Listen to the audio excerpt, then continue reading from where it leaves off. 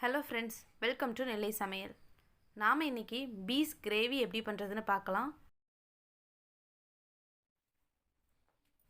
Gravy பண்ணுறதுக்கு ஒரு mixie ஜாரில் 2 தக்காளி, 3 பச்சை மிளகாய், 6லேருந்து 7 பாதாம் சேர்த்து பேஸ்ட்டாக அரைச்சி தனியாக எடுத்து வச்சுடுங்க.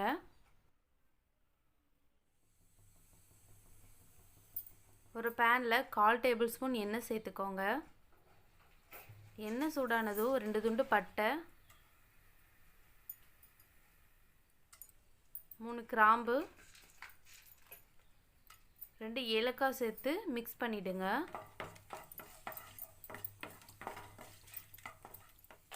½ டீஸ்பூன் மஞ்சள் தூள், 1/4 டேபிள் ஸ்பூன் மிளகாய் தூள், 1 டீஸ்பூன் மல்லித்தூள், ½ டீஸ்பூன் கரம் மசாலா சேர்த்து நல்லா மிக்ஸ் பண்ணி விட்டுருங்க.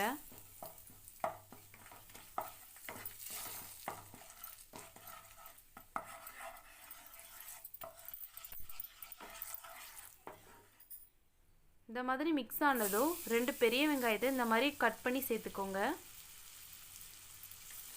ஒரு 2லேருந்து 3 நிமிஷத்துக்கு வதக்கி விட்டுருங்க.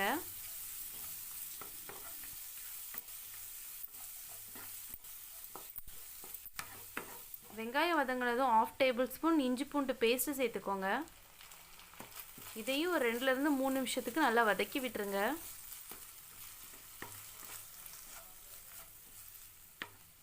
இப்போது தனியாக அரைச்சி எடுத்து வச்சிருந்த பேஸ்ட்டையும் சேர்த்துடலாம். ஒரு 2 நிமிஷம் நல்லா மிக்ஸ் பண்ணி விட்டுருங்க.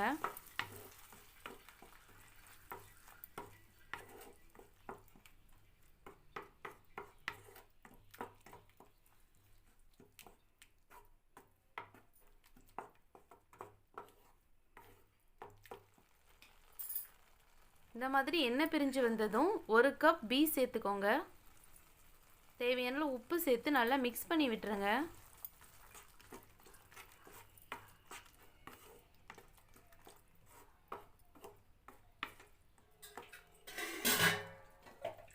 கொஞ்சமாக தண்ணி சேர்த்துக்கோங்க, ரொம்ப சேர்க்க வேண்டாம்.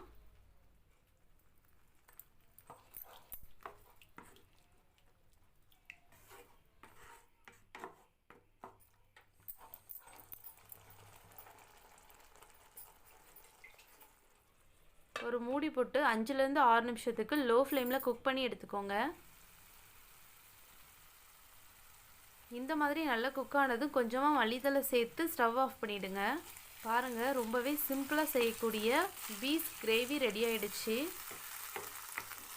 சப்பாத்தியோட ரொம்பவே சூப்பரான காம்பினேஷன். ட்ரை பண்ணி பார்த்துட்டு எப்படி இருந்துச்சுன்னு கமெண்ட் செக்ஷனில் சொல்லுங்கள். நெல்லை சமையல் சேனலுக்கு லைக் பண்ணுங்கள், ஷேர் பண்ணுங்கள் அண்ட் சப்ஸ்கிரைப் பண்ணுங்கள். தேங்க்யூ.